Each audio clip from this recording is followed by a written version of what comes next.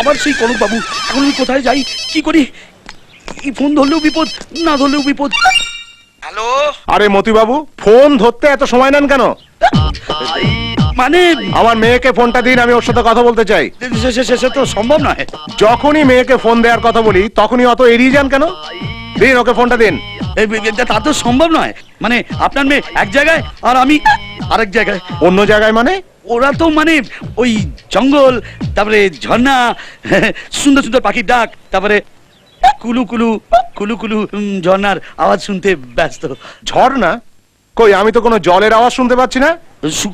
শুনতে আপনি কুলু কুলু কুলু কুলু ঝর্ণার শব্দ শুনবেন?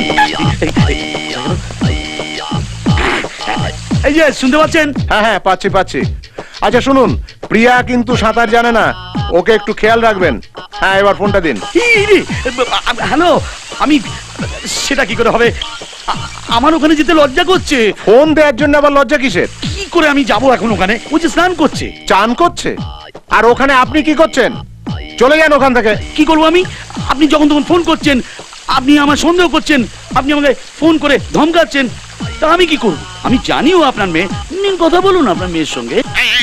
যাবেন না, একদম যাবেন না, চলে যান ওখান থেকে, চলে যান। দেখুন, আপনি এখন চাইলেই আমি ওর সঙ্গে আপনাকে কথা বলতে পারি। ফোন বন্ধ করুন, বন্ধ করে যান ওখান থেকে, চলে যান। বাপ রে বাপ।